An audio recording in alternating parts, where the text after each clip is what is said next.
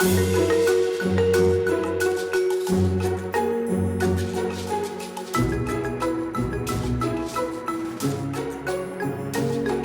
there, everyone, and welcome to the Sure IDC podcast, the show about anything and everything. This is Lucas, and let's see what topic we can get into today. We talk about movies, songs, video games, board games, food, books, personality traits, animals, history, anything and everything you can think of.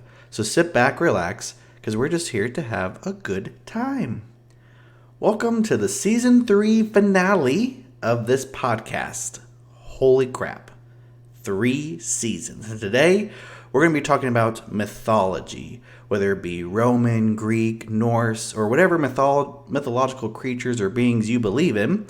It all has an interesting story, has people, gods, and creatures. Today, we're diving deep into Greek and Norse mythology, and welcome to Season 3 finale of the podcast. Now, with me, I have my good friend Jed. How you doing today, Jed? I'm doing great. I'm happy to be here with you again. Thanks for being on the Season 3 finale of the podcast.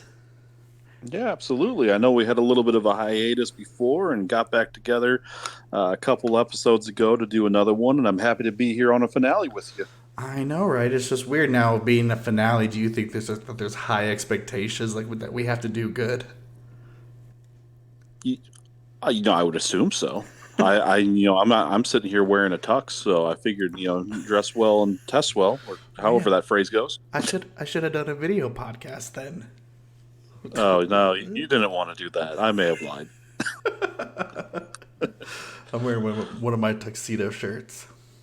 Yeah. So first, I want to kind of, talk about Season 3 finale a little bit. Just kind of want to catch up all the listeners, how the podcast has been going. With the end of Season 3 approaching, and we are also approaching 2,000 listens in total, we have bypassed 70 episodes. So don't say I never did anything for you. Just saying. I mean, there's 70 episodes of content. Now, give or take, some of those might not be the best content, but they're still content nevertheless. And I mean, about what, like five or six of them have Jed on them, so just saying. Yeah, including the wonderful episode where we discussed Ed Sheeran's seminal album, number 6, I believe it was. Mm-hmm. Yes, it was. Yes, it was. Definitely go check that out if you haven't yet. If you like Ed Sheeran, I feel like that was a really good episode. I really liked that episode. It was there. it was there. Yeah. But no. So it's one of the things about it is this podcast would not be a thing without my guests, and that's 100% the truth. So if you have ever been a guest on the show, thank you so much. Same for you, Jed.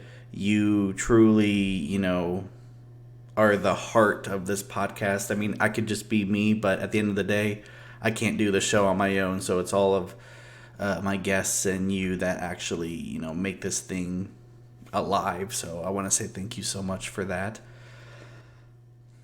Well, I'll speak on behalf of all the other guests and say we are all honored to be able to be on the show and take part of it with you. Yes, speak for all of them.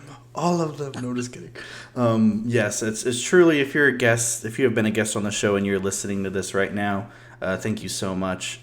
Truly, over 70 episodes. I mean, that's a lot of episodes. So, another thing that wouldn't make this podcast a thing is the listeners. So thank you listeners, for listening and supporting this little hobby of mine. I want to say thank you so much for getting the podcast where it is today. Who would have thunk 3 years ago that this is where it would be? So I just want to say thank you all for making this be pretty much one of the most fun hobbies that I've ever done. So yeah, it was a fun time. We're wrapping up on Season 3. This is going to be a 2-parter. First part's going to come out, of course, right now because you're listening to it, and then the next part will be coming out in 2 weeks, and that'll be the end of Season 3. So let's get into it. So the topic of discussion for the season finale is mythology. Of course, you're a little fascinated in this, Jed. Tell us a little bit about what fascinates you about this topic. I've just, always enjoyed it because this is the original fantasy stories that comes out of it. Granted, there were actually people, 2,000 years ago who believed all these different sorts of mythologies. So typically, Greek mythology is the most well known, and you can kind of mix in Roman there. They have an incredible amount of crossover, and practically, it's a lot of the same gods, the same, demigods and humans, and maybe just got a name swap kind of between the two. But others, Norse mythology is another, phenomenal group of myths and stories as well too. Um, and that's one too that really got, I think, a lot more interest into it because of the Marvel movies with Thor and Loki and Odin, Mm-hmm. who are all real Norse mythologies. But there's the world is surrounded um, with mythology all throughout its history. There's Indian mythology when it comes to like Hindu and stuff like that, Native American mythology, Egyptian mythology. I mean, even they're not necessarily gods, but there's even North American mythology and Paul Bunyan and the Big Blue Ox and John Henry, and so it's just so interesting to hear all these stories. And typically there is kind of a basis behind of them or a reason for it. Um, but this is like the original fairy tales or the original fantasy storytelling aspect that we have kind of today. Yeah, yeah, for sure. I mean, it's fascinating because even with Greek mythology or even Roman mythology, those, I mean, they kind of worship them in a sense. I mean, they really were their gods. I mean, maybe not, to the extent of like Christianity or anything, but even then, in some cases it was. Yeah, no, it definitely was. I mean, we view it as today. I don't want to speak and say nobody believes in the Romans or the Greek gods anymore, but Mm-hmm. most of it tend to believe like, yeah, this wasn't actually real. But no, there definitely was, thousands of years ago, people who did worship Zeus, for the Greeks, Jupiter for the Romans, and different things like that. And they had these different gods, and part of it was to have a god that essentially that they could pray for a certain thing, or that they could blame on a certain thing. Um, and so there was gods for the harvest, there was gods for storms, there was gods for the sea. If you were going to be crossing the Mediterranean, you prayed to Poseidon for safety. So Mm-hmm. no, I mean these were legitimately these stories, or at the time they weren't stories. They believed that these were actual gods, like Christians and Jews believe in God, like Muslims believe in Allah. Uh, but more or less today, it kind of fell out of that, and now we view them more as these fantasy stories. Yeah, yeah. I mean, there are so many similarities between the Greek and the Romans, and they're kind of the same thing. I mean, we could do a podcast topic over the Greek and the Roman mythologies and how similar they were, but it wouldn't kind of be fun in a sense. Like, they're almost too similar to even talk about. Yeah, no, it really is like it. You definitely could, but a lot of it's just like, oh, here's how Artemis and Diana are the same. Here's how Zeus and Jupiter are the same. Here's how um, Hera and I'm already blanking on what her Saturn? Roman equivalent is. Is there someone named Saturn? I know they're planet names, right? Saturn, there was Saturn and Uranus. They were Titans. And Uranus? Uranus was Oranos. Yeah, Uranus. And Uranus? Saturn was Kronos. No, even Pluto was one as well, wasn't that? Yeah, Pluto is a god, or the Greek equivalent is Hades. So I mean that's the god of the underworld there. Um, the big three in terms of the Greek gods slash Roman gods were, on the Greek side it was Zeus, Poseidon, and Hades, the three brothers. And they kind of divided up, and Zeus became the king of the gods, because he was the one who even saved them all, but was the Lord of the skies, the Lord of thunder. Poseidon got to be the Lord of the seas, and then Hades ended up being the god of the underworld. And so there were their Roman equivalents being uh, Jupiter, Neptune, and Pluto. Gotcha. Gotcha. Yeah, I mean, they're just so similar. I mean, they're pretty much just different names, right? Hmm. I mean, they're the same person, really. It's just the different names and maybe a little bit tad differences here and there. Yeah, a little bit. Sometimes maybe the Romans gave, maybe a bit extra to one god or another. Um, I'm going to take this from an author's interpretation, so I can't necessarily say how true this is.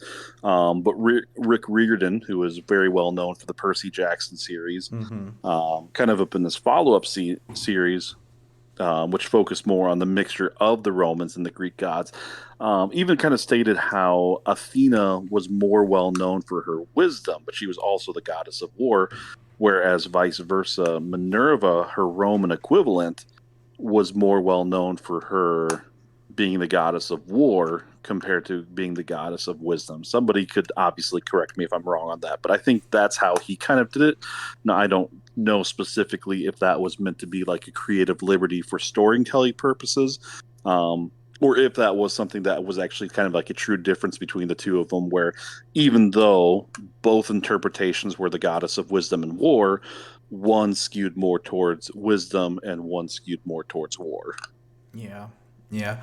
Well, I think that that's definitely, war is a big aspect of things. Even, I mean, I know we're not talking about Norse mythology yet, but we can, even that has a big aspect of that too. War and fighting and armies and stuff like that. Mhm. Um, but yeah, I mean, when we started talking about it, is, when you were like, oh, well, it was a story, it was, folklore, it was whatever. And that's really how it all started, was in literature or storytelling. And that's really just the way that it was back then. Was it started to just be showed in storytelling of books or maybe poems and stuff like that.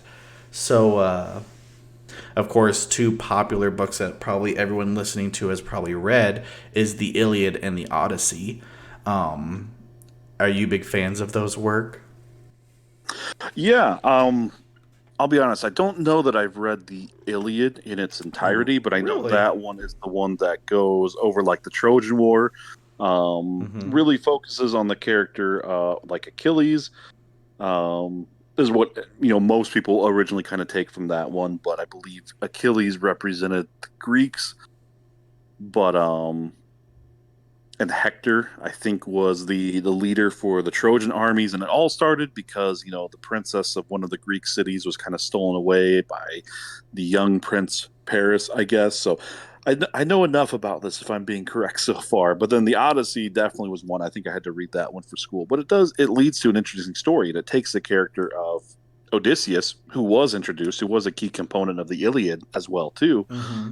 and talks about his journey, which is really this maybe not comedic, but this misadventure of him trying to get back home, and the different trials and tribulations of him having to go, all the way from Troy back to his home in Greece. Yeah.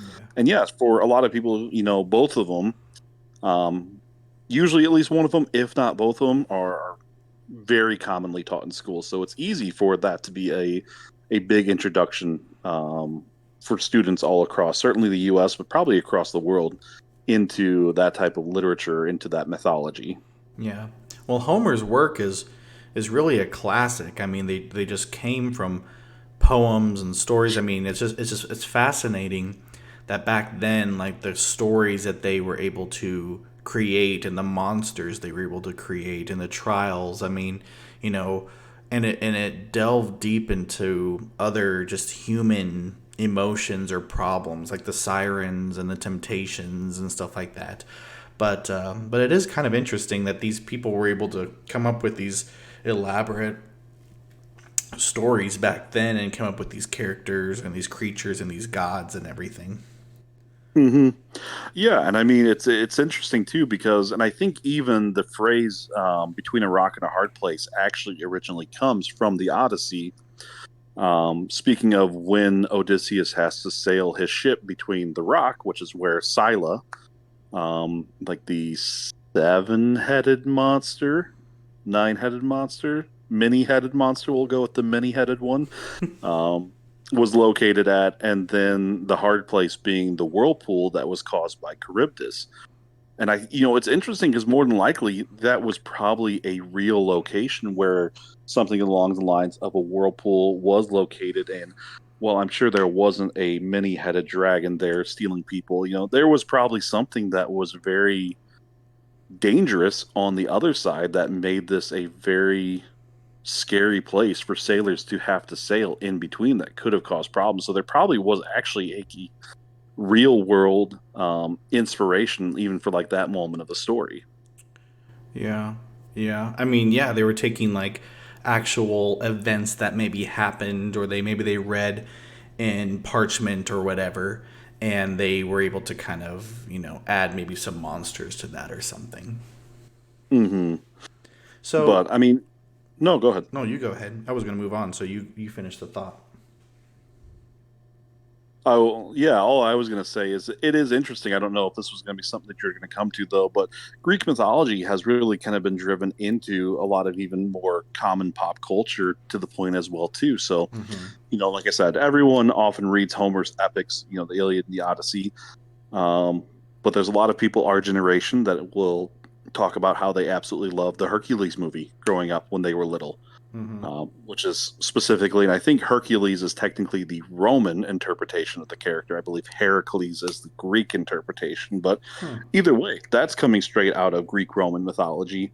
And then something that I previously mentioned already too is Rick Riordan, who has made his entire career off of taking Greek mythology, Roman mythology, and in more recent times too, Egyptian and Norse mythology, Mm-hmm. um, and being able to adapt these new modern stories while taking these characters in and almost introducing them as real in some aspect, at least in terms of the storytelling purpose, Yeah. and creating new myths, as you will, Yeah. with these characters. So it's become a very very timeless thing as well too with these characters. Yeah. Well, that's what I was going to actually add was, are you a fan of Riordan's work? Yeah, I really enjoyed. I haven't gotten past the first three series necessarily, but I There's a really was lot. a big fan of the. So it was the Percy Jackson was the original one, the one that really kind of made him famous and put him on the map. Mm-hmm. The Kane Chronicles was kind of his next one, which focused on the Egyptian, and then I forget what the Yeah. technically the series title was. He came out with a newer series too. Yeah, and so yeah, I don't remember if it was like the gods of Olymp Percy. There was another one, and that's where he kind of introduced the Roman aspects of the characters and things like that. And then I know he's going on. I think he's done a Norse mythology series. He's really carried on with the Greek Roman series. And I think there is actually is a he's currently in the middle or has just started a second specifically like Percy Jackson series. Yeah, so he started. I mean, he did the Percy Jackson series, but then I think he even like kind of did a separate series that wasn't Percy and all those characters, but it was in the same mythology. Because wasn't that the Lost Hero? That was still Yeah, that was it still was. Greek. So it was that one, the very first one was focused on the Romans. So it kind of gave the impression Mm, that it was going to be, same universe, but an entirely different. And then I think kind of the cliffhanger or, the twist at the end was that they were going to bring in the characters from the Percy Jackson series into the rest of this series. And so really it was like from books 2 through 5 you had the combination of these new characters with the Percy Jackson characters. yeah. Well, I think the newest series is still Greek or Roman. Because I'm looking I it up think right so. now, and it was just talk about Hades and stuff like that. Yeah. So And I mean, and that is, he's done a phenomenal job for the most part writing with that. And it's yeah, been, very interesting. And I don't mean this in a demeaning way. It's a very simple literature, which means it's great for, teenagers to be able to pick up and understand very easily and enjoy as well, too. It's good young adult fiction. yeah, yeah. I enjoyed it. I think I read. I think I even read a little bit of the Kang Chronicles, but then I stopped reading. I didn't get back into it, but But yeah, I was curious on what your thoughts were on him because just because he is such a big advocate for that type of mythology in the current time period. Hmm. So no, and it's interesting, and it's a way that has kept Greek mythology as very timeless and very um in date. That's not the right word. That's not even a In phrase, but date. yeah, something that people are still reading or are interested or want to learn more about. So Yeah, especially since it's just everywhere. I mean, you hit it on the head where Greek mythology is pretty much in everyday lives. I mean, they reference it in pop culture songs. I mean, even medical terminology. Achilles heel and stuff like that. So I mean, it's just like Greek mythology is kind of even just kind of oozed its way into just everyday metaphors or whatever. You know what I mean? yeah, and I think it's interesting because even another aspect that we see it in that sometimes when we say it we're like, oh yeah, that makes sense, but it has been a major part of our astronomy. So I Mm, mean, the easy aspect is taking a look and saying like, oh, all the planets yeah. are named after Roman gods. Mm-hmm. Mercury was the messenger god, Venus the god of love, um, Mars was the god of war, Jupiter was the god of all. Uh, Saturn, Uranus were two titans. Neptune was the god of the sea. Pluto was the god of the underworld. Um, and then Earth, which I Like think Gaia or Terra. something like that, or Terra. Yeah, so it's like Terra and Gaia. I want to say those are the two names. So again, I think Gaia is the Greek, Terra is the Roman. So Earth Hmm. itself, is not technically from a Roman name, but some of the other names that you can kind of think of, or Terra is typically another word for Earth as well too, is a Roman god. But even when it comes to like our astronomy, is that we do have things. So Orion is a actual Greek mythology archer. Mm-hmm. Um, when it comes to our,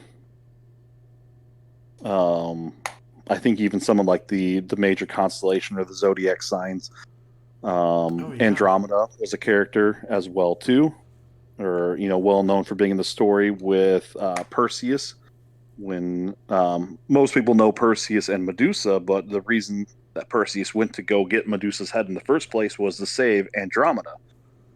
So Andromeda's name. So really, our astronomy and the certain names that we know for stars and constellations.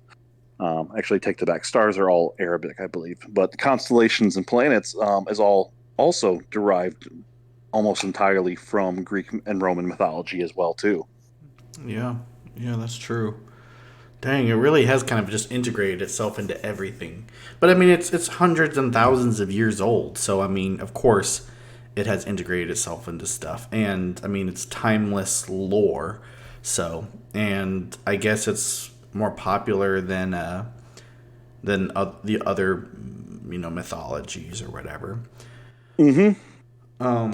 Yeah, and I think part of that is because it is older. Part of that, I think, is it's what we have of the stories are far more in depth and probably more well preserved. So, Mm-hmm. when it comes to, one example I'll use is that probably a book that a lot of students have read too is Edith Hamilton's Mythology. Is a well-known book that really kind of has cemented a lot of these mythological stories. It is majority Greek mythology. It does at the back of it, though. I believe it actually does hit on Norse mythology, but the Norse mythology section is maybe, a quarter, if not less, a quarter to a fifth of the size of what they have for the Greek mythology. And so, Really? yeah, and in that one, and it's not because, they were like more interested in the Greek, it's just that what is kind of left of Norse mythology, while it's super interesting, there's still a lot to kind of take from it, just doesn't have kind of the depth or just the catalog that Greek mythology does when it comes to stories. Yeah. Well, it was a difference in technology, modern advancements. I mean, the Greeks and Romans were ahead of their time in inventions and modern technologies and preserving things and making sure that stories are written, to not only entertain but also to live on. Yep. While maybe the northern Germanic folks up in Scandinavia, and the Nordic people were just more so, writing on stones and stuff like that. Not saying anything bad about it, but I'm just saying that it's different aspects, different cultures, different areas of the world. So No, and that's 100% true, and probably the most likely reason is that while Norse cultures, which I'm descended from, so I take no offense, um, were they were still advanced. They still had forms of communication and things that, like you said, the Greek and the Roman cultures were far superior in terms of what it came to communication and preservation, than what we know of kind of with the other ones. So, and just how they changed the world when you think about the Greek Empire and the Roman Empire, specifically more the Roman Empire, and how large that it was able to get at a certain point. It's not surprising that we were able to have a far better understanding and a far greater catalog of Greek Roman mythology than we do of really anything else in the world. yeah, that's true. And you threw around a lot of names, and we did. Let's talk about. Let's kind of talk a little bit about the gods specifically. Who they were. We can kind of like go deeper into demigods and creatures and stuff like that. But of course, you already kind of hit it on the head. The main gods, I guess. I mean, the 12 gods, I guess. Zeus, Poseidon, Hera, Hades, Apollo, Hermes, Athena, Hephaestus, Aphrodite, and Ares. There's probably a couple of other too. Artemis. Did I get all of them? I think that's pretty much all of them, correct? I don't remember. I blanked on if you said this one. I think the only other one that maybe is considered one of the 12, if you didn't get him, was Hestia. Oh, okay. Hestia. Mm-hmm. But Oh, yeah, right no, here. Yeah, it says Hestia right there. I I missed it. think I, I think you hit on pretty much all of them. So So, of course, everyone knows Zeus. I mean, Zeus is like, would you say Zeus is the most well known god of the world? probably, I mean, Folklore god. yeah, I mean, he is the. I mean, well, it depends because I think at that point, like I mentioned kind of earlier in the beginning of the episode, is that if we jump to Norse mythology with Thor being the one of the most well-known superheroes at this point, I could see I could see an argument for Thor being the most well-known mythological god. But beyond that, if we were to take out comic book interpretations of this, yeah, I think Zeus probably would be the most well-known god, simply being the fact that he is the king of the gods, Mm-hmm. and that carries some weight with having a title like that. Yeah, yeah. Of course, if you don't know who Zeus is, he's got lightning bolts. He's the god of the sky. Jet already said it. Um, but yeah, I mean, he probably is one of the. I mean, he probably is the most well known, at least in Greek mythology. Mm. I mean, I mean, how many people have actually called their dogs Zeus? Stuff like that. But I mean, you nailed it earlier with Zeus, Poseidon, and Hades as kind of the main three, the brothers, which they were children of, which you already named the father. Yes, and I believe they were all children of Kronos. So those were the three sons, and I believe there was, I want to say it was two daughters, is that Hera and Demeter were also daughters of Kronos. And I don't remember if there was a prophecy or something, but Kronos, I want to say, pretty much decided he wanted to be king, and he did not want any of his children to succeed him. And so instead, he ate all of his children, except for one, with that being Zeus, which his wife, which I believe the name was Rhea for Mm-hmm. that one, kind of hid from him and actually fed him a rock instead, which is hilarious to think like this is an all powerful Titan who I believe is the Lord of Time, and he gets confused by a rock, thinking that's his child. Like, So oh, my child is very so still. yeah, and so Zeus gets to take the time to age and get to the point where he can defeat his father. So he slays his father, um, and either cuts off his head or cuts him open, one of the two, and Probably saves both. all of his siblings. Yeah. And so then his siblings are saved because, for however long they were inside the stomach of this Titan, they lived. That had to have been an awful experience for them that sadly we never got a story about. I kind of wish we could have known what happened in the, 10, 15, 20 years that they were residing in their father's stomach. But That'd be an yeah, and so interesting that's story. how the gods took over. Yeah, yeah. And I mean, it's just also funny that the mother was all like, you know what? This needs to happen. Hmm. But I mean, Yeah. of course, these particular gods are the most famous in movies, literature, TV shows, whatever. Mount Olympus, people will even know that as well. But I mean, you pretty much know all of them. I mean, we kind of mentioned a little bit. I think there was only a couple that we didn't mention because you mentioned Athena, right? Yep. You mentioned Athena. Aries. Did you mention Hmm. Aries? You actually didn't. I don't think you did. I don't know if I think I had vaguely mentioned Ares and just said that he was a god of war. I know you listed him when you mentioned the group, but um, and it is interesting because there are two gods of war. You have Athena and you have Ares, and I almost think they were given the impression because Athena was also the goddess of wisdom Hmm. that hers was almost more strategy based when it Mm-hmm. came to it. Whereas Ares is to borrow from Norse terminology, the berserker. This is just the heat of rage and hatred. Mm-hmm. Is what Ares brings to the table as a god of war. So, Yeah, yeah. Just different types of war. Um, mentioned. We mentioned the originals. Hephaestus was the god of. What was it? he was like it's I know. almost like he's like the god of fire, of Okay, that's right. inventions. Um, I was gonna say and the there's god all of steel, but that's well, not. I mean, that would be pretty close to God of Steel or Iron, or that's kind of the impression that's given.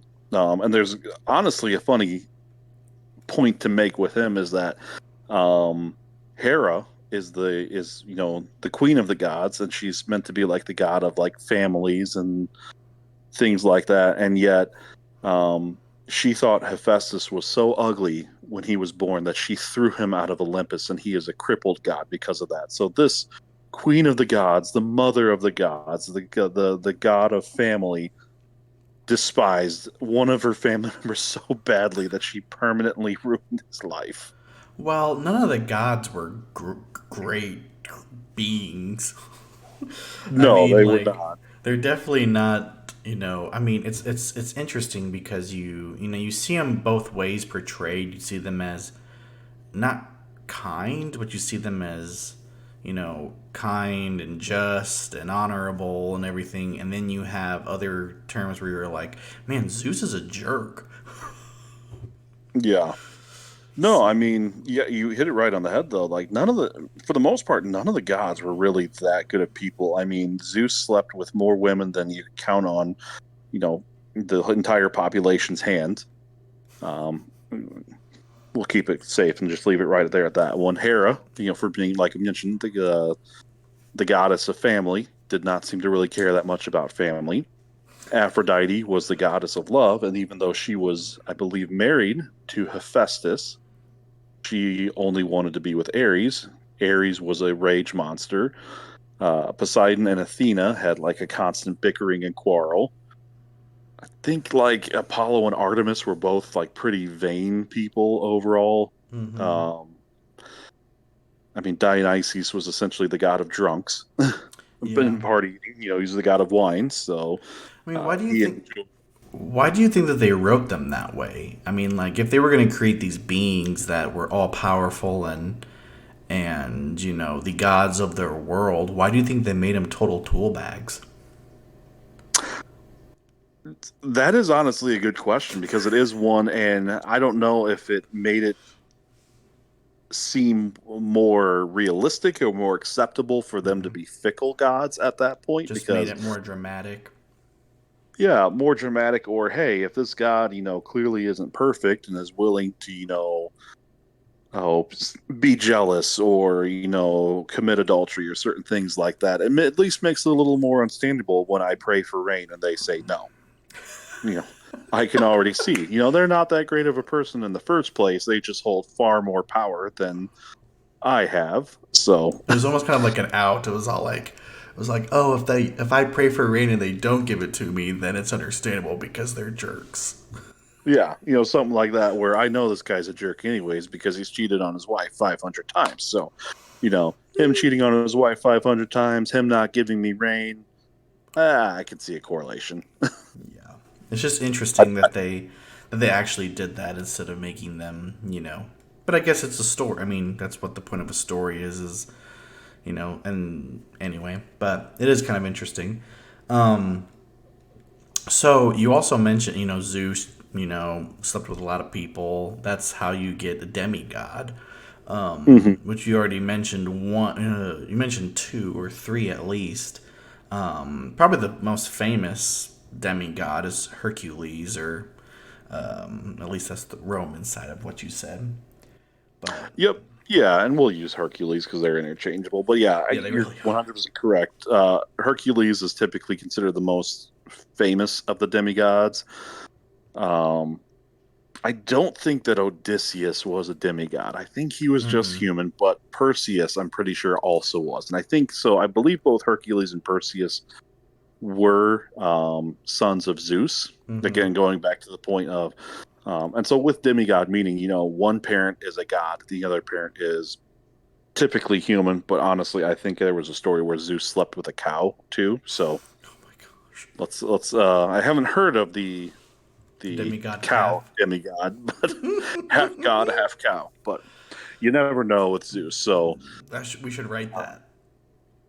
yeah, but so I know there's those, and I mean, I don't want to say that every famous Greek hero you hear is a demigod, but I think a lot of them are. But you could throw out, Jason from Jason and the Argonauts, Theseus, who I Mm-hmm. believe went up against the Minotaur.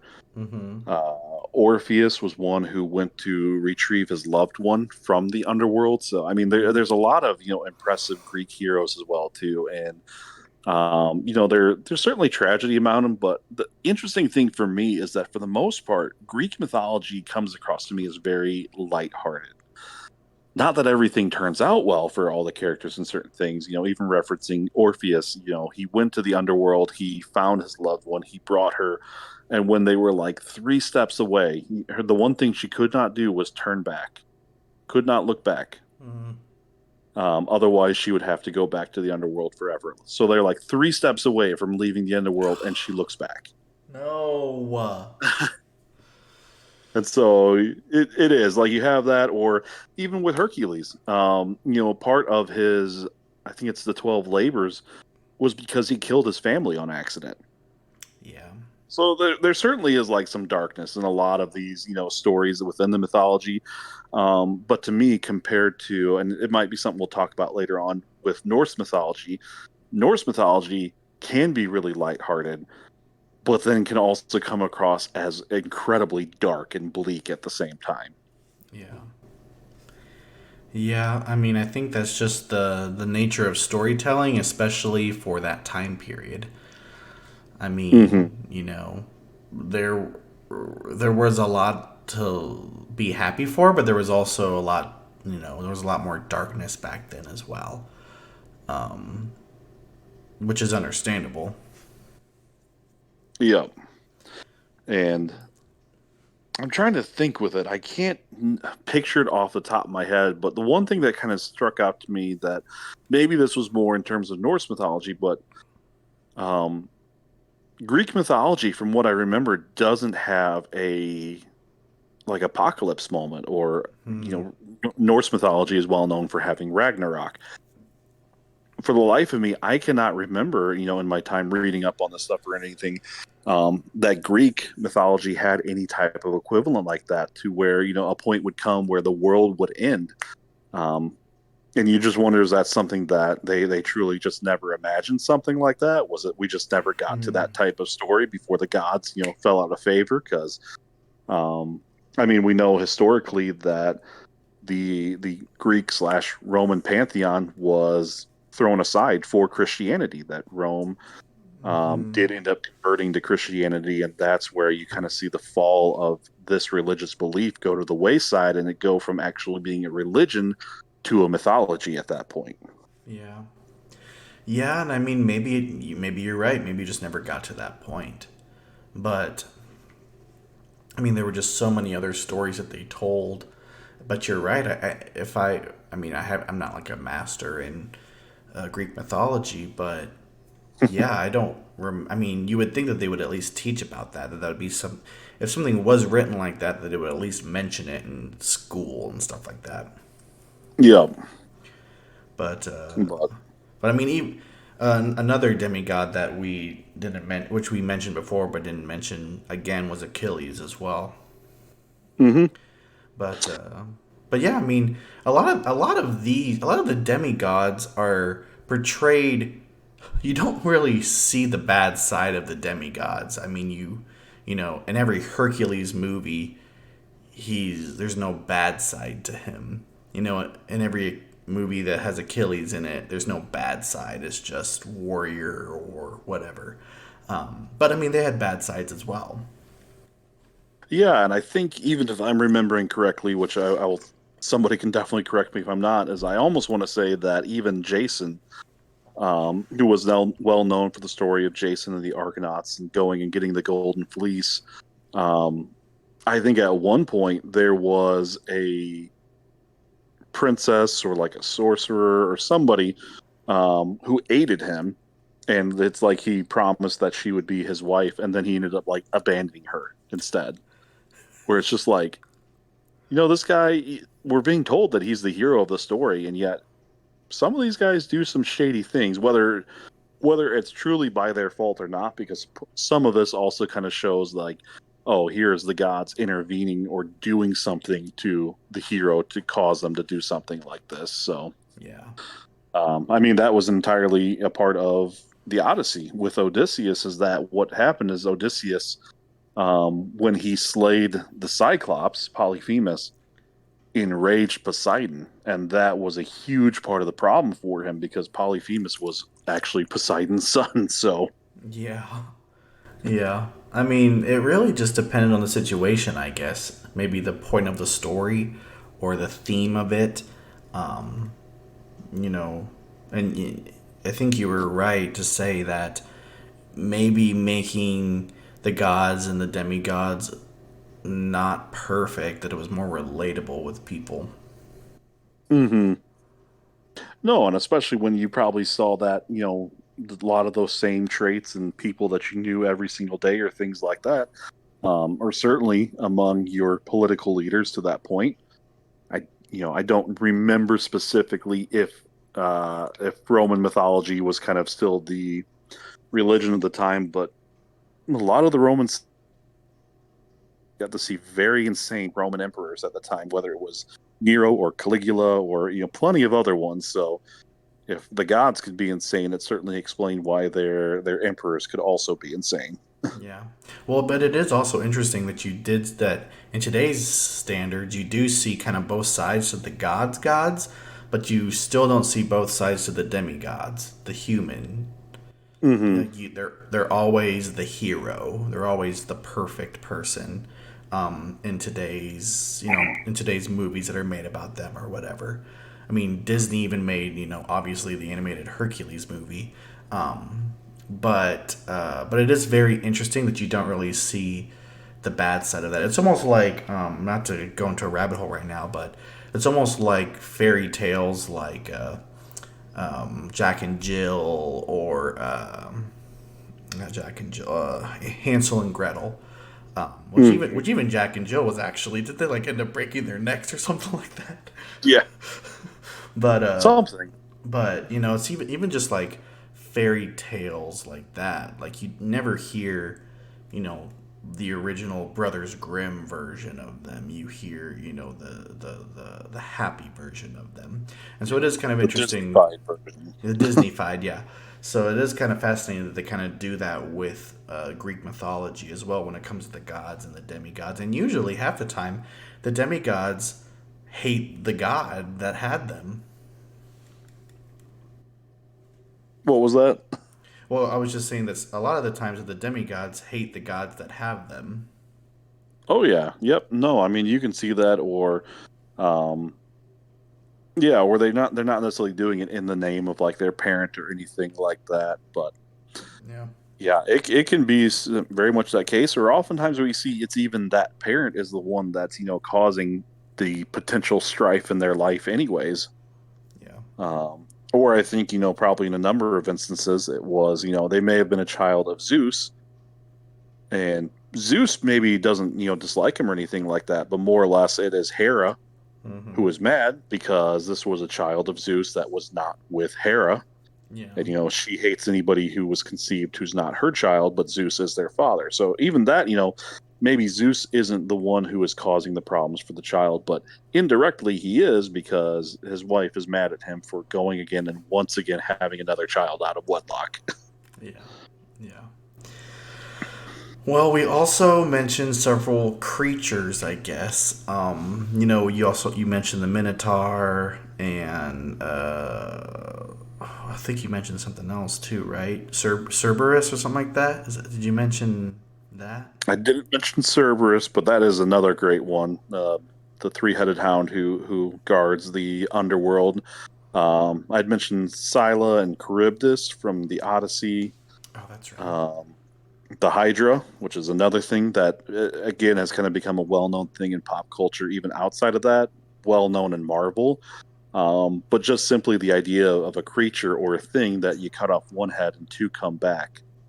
Yeah. The Hydra has become very well known in pop Yeah. culture. Even though have you seen the things on the internet where it's all like where the Hydra symbol's like an octopus with multiple tentacles, and it's all like, wait, that's not a Hydra.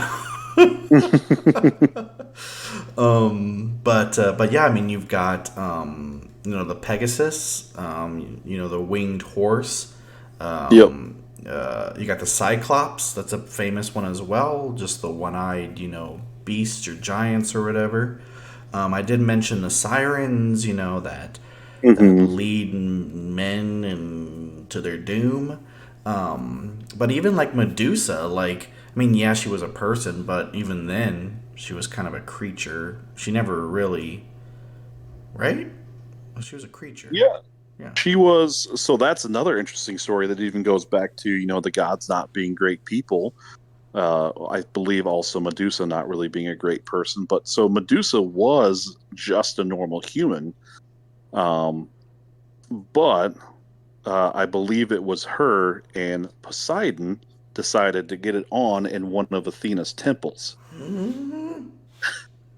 And of course, that is desecrating a temple. So Athena got furious. Well, there's not much she can really do to another god. So she takes it out on Medusa and her sisters and turns them into the Gorgons that we know today, with Medusa being the most famous one of these. Like you said, they essentially she is a monster at this point because she's no longer human. She's this thing that now has, snakes for hair and can turn anyone to stone as long as they meet her eyes. Yeah. Well, So even is King Midas, is that a part of Greek mythology, or is that just a separate thing entirely? I want to say he is. I'd have to look into it again, but it does seem like Midas is a part of Greek and Roman mythology. Um, who, yeah, had the golden touch, turned things to gold just by touching it. We'll double Because I check. want to say it was, and I think he turned his son to gold. Yeah, we'll double check that. And we'll talk about it later if, or we'll fix our if it's not true, then we'll go back and say that it's not. Yeah, But but I mean, Other creatures too are the chimera and the manticore, which are pretty similar. I get them confused all the time.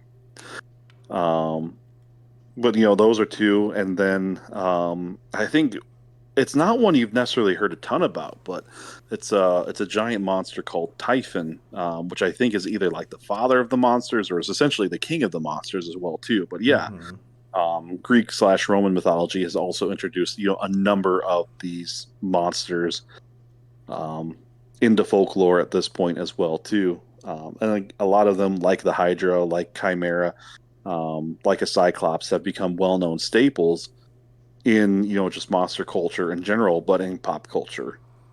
Yeah, yeah. What about the Sphinx, or is that just more Egyptian mythology, or does that kind of ooze into the Greek mythology as well? I want to say it was kind of in both.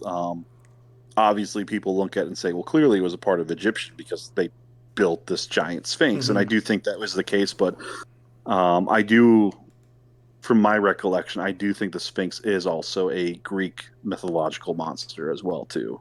Yeah. Yeah. I mean, even dragons, kind of in a sense. Hmm. There's not a lot of like dragons like the regular, like what we know of pop culture dragons, but did have dragons back then, or in mythology as well. Yep. No, and that's what most people kind of considered Scylla and the Hydra to be, were different forms of a dragon. Dragons. And even with the story of Perseus and Andromeda, which also had Medusa, I want to say there was two interpretations, technically three, but one of these is a newer, incorrect form, and I'll explain in a second. The two traditional ones is that it was either this giant whale or this giant dragon, and I don't remember which one is technically the original storytelling. Was what was going to come and eat Andromeda, and that's why Perseus had to go and get Medusa's head, was to stop this monster by turning it to stone using Medusa's head. People use Now, Medusa's head a lot. yeah, but in pop culture, most people know that from the movie Clash of the Titans, and the famous "Release the Kraken" Mm-hmm. uh, thing. Real great. I can enjoy that movie. Technically is incorrect because the Kraken is not a Greek mythological monster. Yeah. It's a Norse mythological monster. Boom. Mic drop. So, fun fact for those about that. So, but that, I mean, yeah, dragons are definitely a part of Greek mythology as well too, in different forms. Yeah. Yeah. Well, Greek mythology is definitely something that is well known. It's, touched on a lot, whether it be, old classic books or literature to even new books with Riordan and other movies and stuff like that have come out. No, I mean, we could talk for hours if we wanted to go in depth on the different stories and the things like that. There's a ton of characters that you can dive into, and it's one that I'm like, if you are more interested in, I always encourage people to look into Edith Hamilton's mythology. It's just what it called, straight mythology, because it really does. It holds all those stories. You can look and you can tell me, actually, you were wrong here when you read into those. But it's just fun. Most of them and overall are pretty short, and a combination of them, in that book, they want to say they can get up to like 200 pages. Um, Yeah. but they make for really easy reads, and they're just interesting. And some of them are these big epic stories like Jason and the Argonauts, and then some of them are smaller, where it comes to like Echo and Narcissus, where Echo is this nymph who falls in love with this guy, and he doesn't love her, and I don't remember which god it is. I want to say it is Eros, who is the Roman version as Cupid, makes him Mm-hmm. fall in love with the first thing that he sees, and that happens to be his reflection, Mm-hmm. which is where we come up now with the term of being a narcissist, somebody who's in love with himself. So, but yeah, I mean, it has a whole bunch of those stories, and so again, I shared another one there. We could talk for hours about those, but it's always one for anyone listening. I would encourage you to check them out because they're really interesting. They're short, they're easy to read a lot of the times, um, and you can make yourself seem more cultured by doing so. Yeah.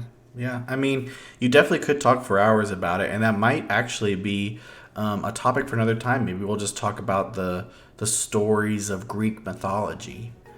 But yeah, we need to move on to the Norse mythology. But that is it for part one of mythology, Greek versus Norse. Come back for part two when we talk about Norse mythology. See you then.